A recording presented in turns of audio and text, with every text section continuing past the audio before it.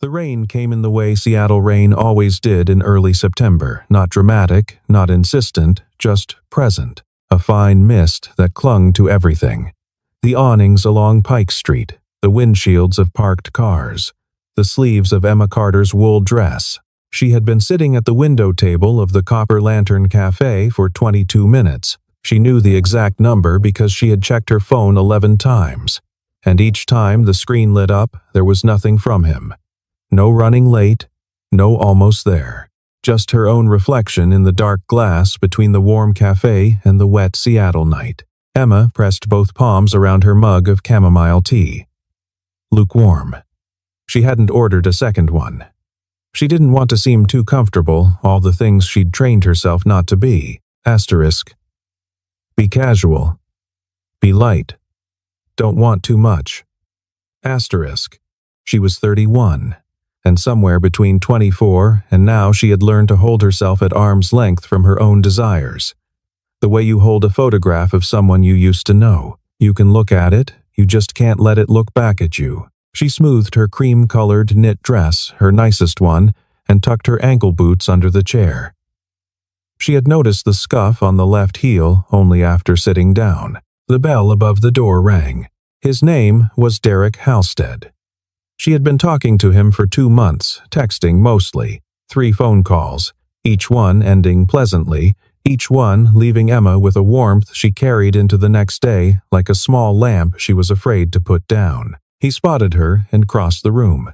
Emma. He sat without taking off his jacket. Hi, Derek. She smiled. She was genuinely glad to see him. The first few minutes were fine.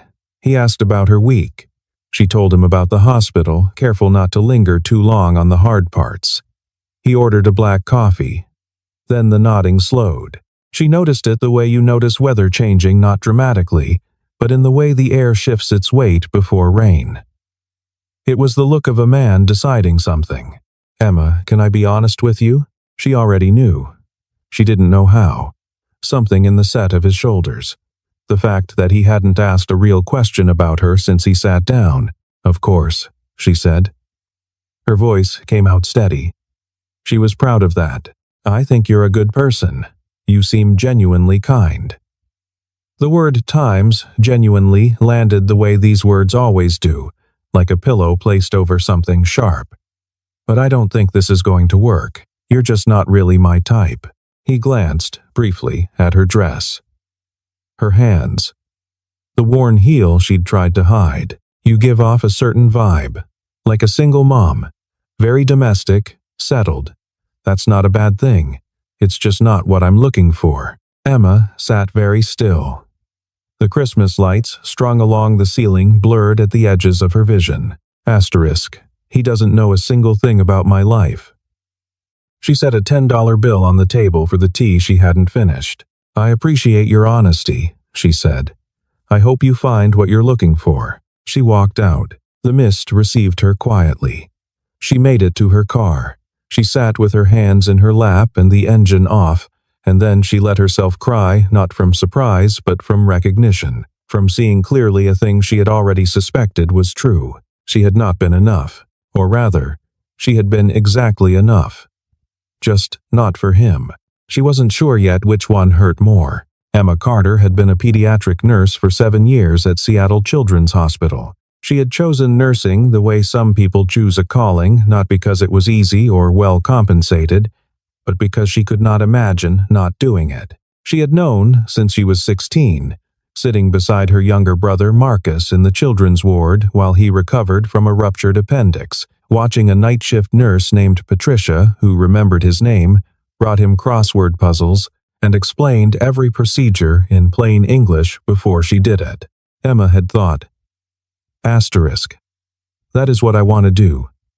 Asterisk. 7 years in, she still thought it. She worked pediatric oncology 3 days a week, the hardest ward in the building. She had chosen it deliberately, not because it was comfortable, but because someone had to be there, and she wanted it to be someone who cared. She was good at her job.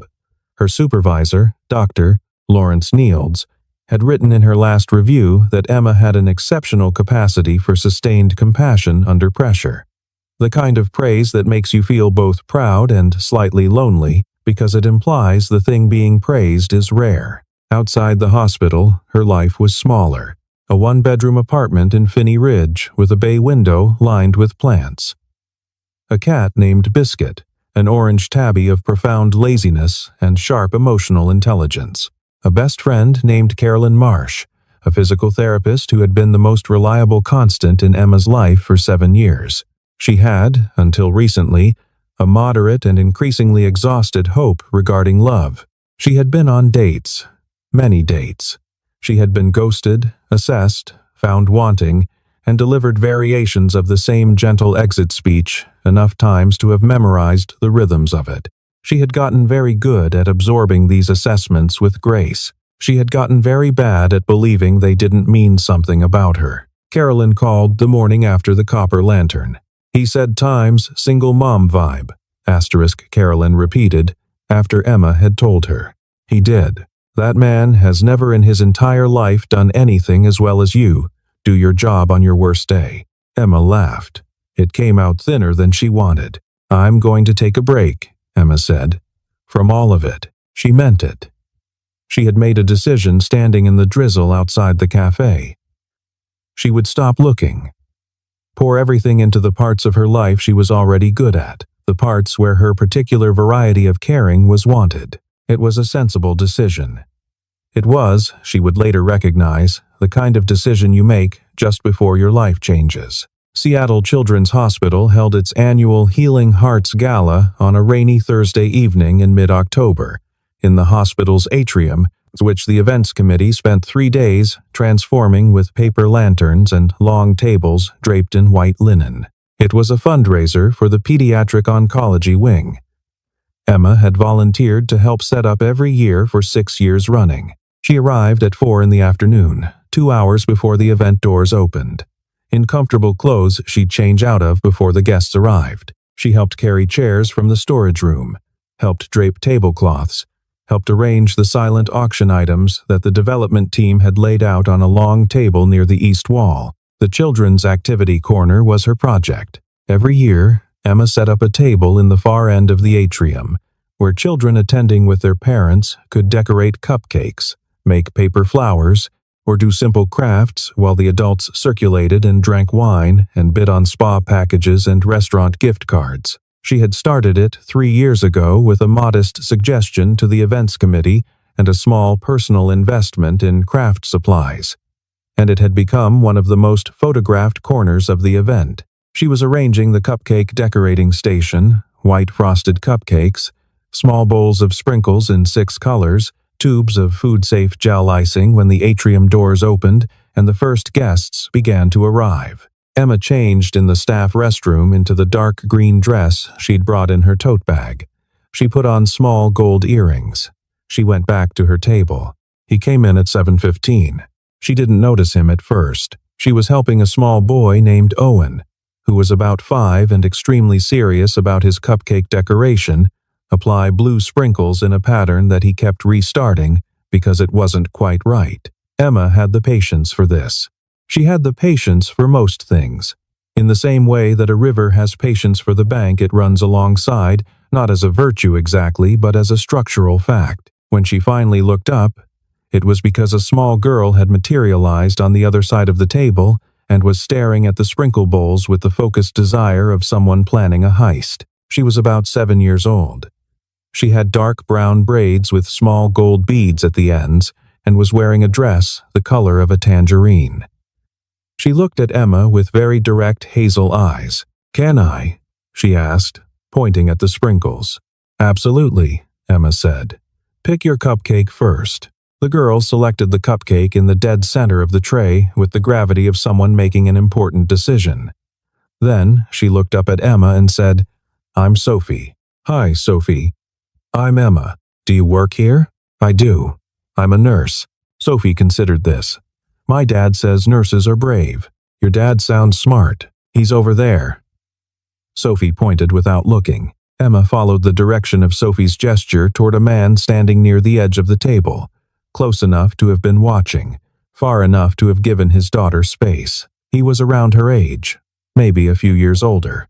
He was wearing a dark jacket and a plain white shirt, no tie, and he had the particular posture of someone who is comfortable with physical work, shoulders slightly square, weight evenly distributed, nothing performative about the way he stood. He caught Emma's eye and raised a hand in a small, apologetic wave, the universal parental gesture for times, "Sorry my kid has attached herself to you." Asterisk. Emma smiled and shook her head slightly. Asterisk. "It's fine." Asterisk. Sophie was now applying pink sprinkles to her cupcake with the concentration of a surgeon. "Sophie," Emma said, "do you want to try the gel icing? We can make letters." Sophie's head came up immediately. "My name? Your name? Sure. Or anything you want." Sophie thought about it for 3 full seconds. Then, "Can we do times Dad asterisk?" Emma glanced at the man at the edge of the table.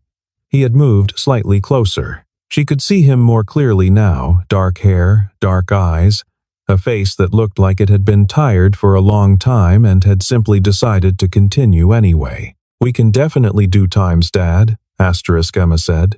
She helped Sophie write the 3 letters in careful white gel script on the pink frosted cupcake. Sophie's hand was unsteady, and Emma's steadied it, without making the steadying obvious, just a gentle counterbalance, so the letters came out legible. When they were done, Sophie held up the cupcake and turned around.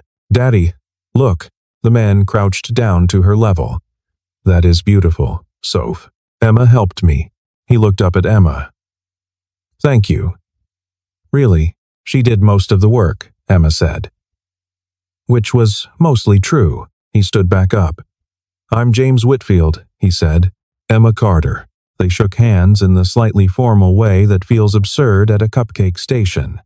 Sophie was already studying the sprinkle selection for a second. "She loves things like this," James said.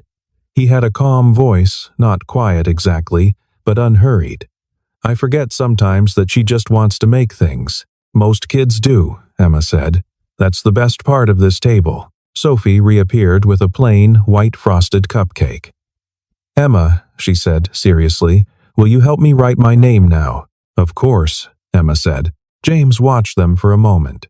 Then he stepped back, giving them space, and went to speak with someone he apparently knew, another man in a blazer, who slapped him on the shoulder in greeting. Emma helped Sophie write times Sophie in careful capital letters, slightly crooked, completely hers. When the evening wound down and the event staff began collecting the remaining cupcake trays, Sophie appeared at Emma's side one last time. She was holding the original cupcake, the one with times date on it, in both hands. "This one's for you," Sophie said. Emma blinked. "That one's for your dad. He said you should have it." Sophie's hazel eyes were very certain. "He said to tell you thank you for being patient." Emma looked up. Across the atrium, James Whitfield was watching from near the door. He nodded once, very slightly. Emma took the cupcake. "Thank you, Sophie," she said. "You have kind eyes," Sophie said. Then she turned and ran back toward her father. Emma stood at the empty cupcake table, holding a frosted cupcake with the word "Times," Dad written on it in slightly crooked white letters, and felt against all reasonable expectation something warm move through her that she hadn't felt in a long time. She ate half the cupcake. It was very good. They saw each other again 11 days later. Emma was leaving the hospital at the end of a day shift, exhausted in that particular way that isn't just physical, but is instead an overall, dimming the way a computer dims its screen when the battery runs low. She was in her regular clothes, the ones she brought to change into, dark jeans and a gray sweater that had a small hole at the left cuff she kept forgetting to mend. James Whitfield was in the hospital lobby. He was sitting in one of the chairs near the main entrance, Sophie beside him, both of them with their heads bent over what appeared to be a very involved coloring book. Emma almost walked past him. She slowed instead because something in his posture, the same particular tiredness she had noticed at the gala, visible again, made her pause. He looked up. "Emma Carter," he said. Not surprised, or not entirely. "James Whitfield." She stopped. "Is everything okay?" Sophie had a checkup. He closed the coloring book. "She's fine. Completely fine, just a routine thing. Her pediatrician is upstairs. He said it quickly, with the practiced fluency of a man who has learned to reassure people before they can become alarmed. Sophie looked up. Emma. She said it with the uncomplicated pleasure of a child who has already decided she likes someone and sees no reason to renegotiate that position. Hi. Sophie. Emma crouched slightly. What are you drawing? A horse. But the legs are wrong. Sophie held up the coloring book. The horse's legs were, indeed, at some creative angles. Those might be a very fast horse's legs, Emma said. Like it's mid-run. Sophie looked at the drawing critically. Oh, she said. Yeah, she seemed satisfied with this. James was looking at Emma with an expression she couldn't quite categorize. It wasn't the assessing look she had learned to dread. It was something more quiet, more simply attentive. We were about to get coffee, he said. There's a place 2 blocks down. Nothing special. If you haven't, he paused. If you haven't had coffee yet. Emma had, in fact, had 3 cups of coffee that day, beginning at 6 in the morning. She had already been awake for 10 hours. Her feet were sore. I could have coffee, she said. The cafe 2 blocks from the hospital was a small, no-frills place called Green Door Coffee, with mismatched chairs and a chalkboard menu and a dog sleeping in the corner near the pastry case. Sophie ordered hot chocolate and sat immediately at a table by the window and resumed her coloring with perfect self-containment. Emma and James sat across from each other with their coffees. He told her, without her having to ask much, that his wife's name had been Christine, that she had been killed in a car accident 5 years ago, a November morning. Black ice, a highway on-ramp when Sophie was 2. That he had been a structural engineer before that and was still a structural engineer now, which surprised him sometimes. The fact that grief could exist alongside a continued ability to read blueprints and calculate load-bearing requirements. He said it all, without self-pity, which Emma recognized as its own kind of careful work. She told him about her brother Marcus, the appendix, the nurse named Patricia. She told him why she had chosen oncology specifically, that she'd thought about it, and decided she would rather be in the hardest place than spend her career wondering if she was doing enough. She told him about Biscuit the cat, who had once knocked an entire pot of soup off the stovetop, and shown no subsequent remorse. James laughed at that. It was a good laugh, real, a little surprised. Sophie appeared at their table twice. Once to show them a completed horse, the legs still interpretive but confident, and once to ask if they could come back to this cafe again sometime because she had only eaten one kind of pastry and wanted to try the others systematically. That's a very organized approach, Emma said. She gets that from me, James said. He said it with a particular wryness that was also, underneath, clearly pride. Emma walked home that evening. It was close enough, and the rain had stopped for once, and stood at her window looking out at the wet street and thought about something she had not thought about in a while, the possibility that a good thing might be approaching. She made herself be careful with the thought. She set it down gently, like something that might break. Over the following weeks, they developed a loose and unplanned routine. Green Door Coffee on Tuesdays, which James's schedule allowed and which happened to fall on one of Emma's regular days off. Green Lake Park on Saturdays, when the weather cooperated, which in Seattle, in late October, meant occasionally. Sophie always brought the coloring book and eventually, at Emma's suggestion, a set of colored pencils that were better suited to fine detail work than the crayons she'd been using. James brought coffee on the Tuesdays when they met outside the cafe. He remembered that Emma took hers with 1 sugar and no cream. This small fact that he had simply paid attention registered in Emma's body as something she would not let herself name yet. She noticed things about him. The way he listened fully, without the half-attention that many people mistake for politeness. The way he talked to Sophie. As a person with real opinions, not a small inconvenience to be managed. Carolyn, updated weekly, had opinions. This sounds like something, she said. It's coffee and a park, Emma said, with a man who brings you coffee, and his 7-year-old. Emma. You like him. Emma watched a yellow leaf fall from a maple. I think I might, she said. I'm being careful. You're always careful, Carolyn said. Sometimes you're so careful you miss the thing. Emma thought about the cupcake. Sophie's matter-of-fact declaration. Asterisk, you have kind eyes. Asterisk, I know, she said again. Differently this time. There was a Saturday in early November that Emma would keep for the rest of her life, the way you keep a stone you picked up somewhere beautiful. Not because it was dramatic, but because it was full. The weather had turned sharp and clear, the way Pacific Northwest weather occasionally does in autumn, as if to apologize for the months of rain. The sky was an improbable blue. The leaves at Green Lake were at their last brightness, gold and rust and a deep, almost red. Sophie had run ahead to the edge of the lake, where a small cluster of ducks were assembled with political intensity near a bench. She was narrating something to them under her breath. The ducks were skeptical, but attentive. Emma and James sat on a wooden bench along the path. The coffee was warm in her hands. There were other people in the park, families, dogs, a pair of elderly men playing chess at a table nearby. But the bench felt private in the way that certain moments do, as if the rest of the world had agreed to give them space. "Can I tell you something?" James said. Emma looked at him. His eyes were on Sophie, but not with urgency, just that particular kind of ongoing parental attention, the background tracking that never fully turns off. "Yes," Emma said. "When I first met you at the gala." He paused. He turned his coffee cup in his hands. "I could tell something had happened to you recently. Something that had made you," he looked for the word, "careful." Emma was quiet. "I recognized it," he said. "Not because the same thing happened to me, but because I spent about 2 years after Christine in a version of that.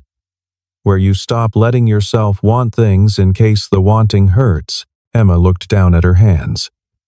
The lake was very still. "I don't know what happened," James said. "And you don't have to tell me. I just wanted you to know that I see it. I think whoever made you feel like you were less than you are was working with very incomplete information." Emma felt the familiar sting behind her eyes that she had learned, over years, to hold back. She held it back now, but only barely. "Someone told me I wasn't date material," she said. She said it flat, matter of fact, the way you read from a label. "A few weeks before the gala, he said I gave off a settled, domestic vibe, that it wasn't what he was looking for." James was quiet for a moment. "What a strange thing to say to someone," he said finally. Not with anger, with something more like genuine puzzlement, as if the logic of it didn't hold together. "He meant it as an observation," Emma said. Which was almost worse. "I know." James turned to look at her then. Fully. Directly. "I want to say something to you, and I need you to hear it correctly, because I'm going to say it in a way that might sound like I'm repeating something insulting. But I'm not." Emma met his eyes. "You are not date material," James said. The words landed exactly as they had before in the same place, with the same initial force. But they held still, and then something shifted. "What you are," James said, "is time's home material. You are the kind of person who makes a place feel safe. Not because you're ordinary, because you're not, Emma. You are not ordinary at all. But because you are genuinely present with people. You show up. You remember things. You sat with my daughter for 20 minutes, decorating a cupcake, and treated every sprinkle decision like it mattered. Because to Sophie it did, and you understood that. That is not a small thing." Emma was holding her breath without realizing it. "What that man was describing as a deficit," James said, "is the thing I have been looking for 5 years." The lake was very still. Somewhere behind them, the old men were playing chess. Sophie was still addressing the ducks, who appeared to have reached a consensus. Emma let out the breath she'd been holding. "James," she said. Her voice was steady. She was proud of that. "Yeah," he said, as if she'd asked a question. They sat for a moment in the cold November air, close enough that their shoulders almost touched, watching Sophie crouch down to speak to a single duck that had separated from the group and appeared to be considering her argument. "She's going to need to run for something someday," Emma said. "I'm starting a college fund," James said. It's going to be very large. Emma laughed. It came from somewhere real. It sounded like herself, the self she'd been keeping in careful storage for a while, the one that didn't need to be careful all the time. Carolyn called on a Monday evening with her careful tone, the one reserved for things she didn't want to say badly. "People are talking," she said. "About you and James." Emma set down the shirt she was folding. "What kind of talking?" "That you're interested in him because he's stable. That you're going after a grieving single father for—" Carolyn stopped. "I'm telling you because you should know, not because I believe any of it." Emma sat on the edge of the bed. Biscuit climbed from the laundry pile into her lap with calm certainty. It was two nurses in general pediatrics. Neither worked closely with her. She filed this without letting herself feel the full weight of it, a skill that was both her greatest strength and, she recognized, something she'd never quite fully examined. She told James the next Tuesday. Sophie was at school. She had made herself a promise after the park. Stop carrying alone the things she didn't have to carry alone. He listened. When she finished, he said, "How are you feeling about it?" "I'm angry," she said. It surprised her by how directly it came out. "I don't usually let myself be angry." "You can be angry," James said. "It's a reasonable response to someone saying something untrue about you. I also don't want this to become a thing. I don't want Sophie to be any part of it." James looked at her directly. "I've been careful with Sophie, with myself, because I've been figuring out what it means to let someone matter again. And I want you to matter. Whatever other people make of that is not something I'll let determine my choices." Emma looked at him. "Okay," she said. "Okay," he said. Sophie arrived from school pickup with 17 new facts about whales and a clear intention to share all of them. They let her. November turned. Emma worked a long stretch of nights, withdrawing slightly the way you do when you've been honest about something and need a few days to let the new openness settle. She was not avoiding him, but she was being careful. On a Wednesday night, 12 hours into a shift, she sat in her car in the hospital parking lot and thought about what Carolyn had said. Asterisk. "You're so careful, you miss the thing." Asterisk. She started the car. She drove to Green Door Coffee, open until 10. James was there at their table, blueprints spread before him, held open with a salt shaker and a sugar dispenser, frowning at something with complete concentration. He looked up. The frown cleared. She sat across from him. "I've been a little careful," she said. "I noticed." Not accusatory. Just, asterisk, "I noticed." Asterisk. "I do that. I get close to something and find ways to give myself more buffer, in case I'm wrong about it." "You're not wrong about it," he said. "I know." She looked at him. "That's why I'm here." Sophie was at her friend Margot's house, her first sleepover. A milestone that had cost James 3 calls to Margot's mother to confirm the address, the pickup time, and the emergency flashlight situation. They talked until the cafe closed. His work, a school in Beacon Hill with an unusual structural challenge. Her work, a patient she was rooting hard for, whose name she didn't say, but whose weight James understood from the way she said it. "I'm glad you came tonight," James said on the sidewalk. "Me too," Emma said. He walked her to her car. She drove home, called Carolyn from the parking lot. "I think I'm done being careful," she said. Carolyn made a sound Emma had known since she was 23. It meant, asterisk, "Finally, and I am very happy for you." Asterisk. It was Sophie who asked the question. This was appropriate, because Sophie had, in many ways, been at the center of the whole story, not as a prop or a complication, but as a person in her own right, who had her own feelings about Emma and had communicated them consistently and clearly from the beginning, in the direct, unambiguous way that children have before the world teaches them to qualify everything. She had told Emma she had kind eyes. She had given her the cupcake. She had described her whale facts with the expectation that Emma would find them interesting, and Emma had, genuinely, because the way Sophie described information, with a kind of proprietary excitement, as if she had personally discovered that blue whales produce sounds louder than any other animal on Earth was its own form of wonderful. On a Sunday in early December, James told Emma he had something planned and she should meet them at the Green Lake Arboretum at 3 in the afternoon. Emma arrived at 3. The sky was gray but dry, which in Seattle in December counted as a triumph. The Arboretum was mostly bare now, the big cedars keeping their dark green, but everything else stripped down to its architecture. The branching shapes of maples and alders, beautiful in their plainness. Sophie was standing near the entrance path. She was wearing her orange dress. She had developed strong opinions about that dress and wore it at every significant occasion over a pair of corduroy leggings and boots. She was holding something behind her back. "Hi, Emma," she said. "Hi, Sophie." Emma looked around for James. He was a few feet back, hands in his pockets, watching. "I have something for you," Sophie said. She brought the thing from behind her back. It was a piece of cardboard from what appeared to have been a cereal box, painted white, with letters in orange marker that Sophie had clearly made herself. Large, slightly uneven, absolutely certain. The letters read, "Asterisk, will you marry my daddy?" Asterisk. Emma's hand came up to her mouth. She looked at James. He had come forward now. He was not in a suit. He was in his regular jacket and his regular jeans and his regular self, and he was looking at her with that particular full attention that she had been learning to let herself need. He went down on one knee. He held up a ring, a simple gold band with a small oval stone, warm-colored, honest. "I have been trying to figure out the right time to do this since November," he said. "There isn't a right time. There's just now, and Sophie wanted to be part of it. And I thought..." He paused.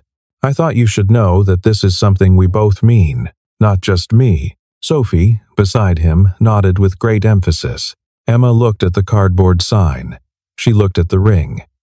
She looked at James, on one knee on a gravel path in a cold December arboretum, sincere and slightly nervous, and completely himself. She thought about the mist outside the Copper Lantern Cafe on a September evening. She thought about the feeling of having been measured and found wanting. She thought about what it turned out she was worth. "Yes," Emma said. Sophie threw both arms in the air and made a sound of pure, uncomplicated triumph.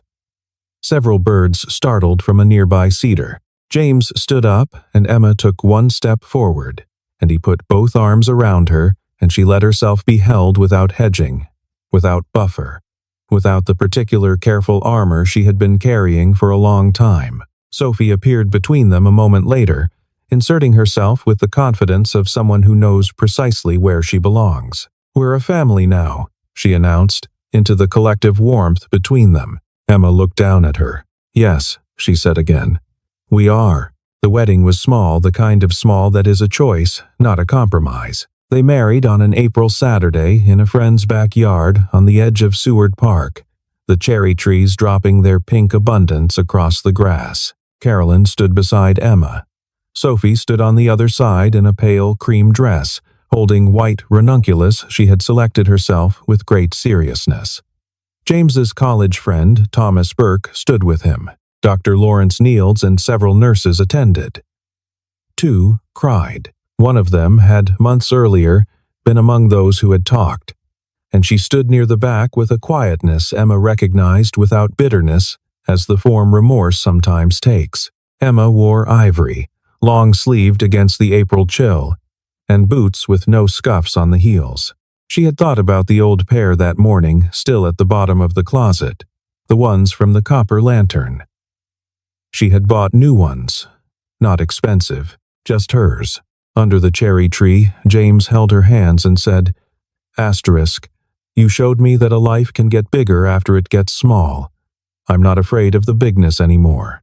Asterisk, Emma said. Asterisk, you saw something in me that I had talked myself out of seeing. I'm going to spend the rest of my life being glad you looked. Asterisk, Sophie asked Carolyn in a loud whisper during the ring exchange, why adults cried at happy things. Carolyn told her it was a design flaw. Sophie accepted this. Later weeks, months into the ordinary texture of their life, a patient's mother noticed Emma's ring at the hospital and asked how they had met. Emma smiled. A fundraiser, a cupcake, and a 7-year-old who is an extremely good judge of character. What she didn't say was the rest of it. The cafe in the rain, the man who had told her she was not the right material, the months of careful distance she had kept from her own wanting, and then a park in November, bare trees and cold air.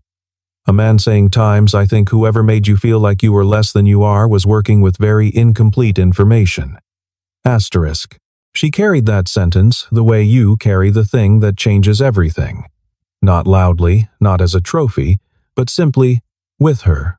Always, the way warmth stays in your hands after you have been somewhere that loved you. Biscuit approved of James immediately, spending the first month of cohabitation sleeping on his feet. James accepted this with the equanimity of a man who understood that you don't choose a cat's loyalty.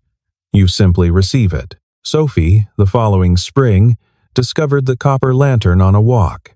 She wanted to try the pastry in the window. They sat at the table near the window, Emma's old table, from that September evening. "Is this place special?" Sophie asked. "It was once," Emma said. "Not in a good way. But now?" Emma looked at the lights strung along the ceiling. The rain against the glass. The warmth inside. "Now it's just a cafe," she said. Sophie turned back to her lemon curd tart, eating it with the systematic appreciation of someone working through a list. Emma wrapped her hands around her tea, properly warm this time, and watched the rain fall on the Seattle street. She thought about all the versions of herself she had been on the way to this Tuesday afternoon. The careful one, the retreating one, the one who ate half a frosted cupcake in an empty atrium and felt something shift. Outside, the rain fell. Inside, the lights were warm, and Emma Carter Whitfield sat in her life without any remaining reservation exactly where she was supposed to be.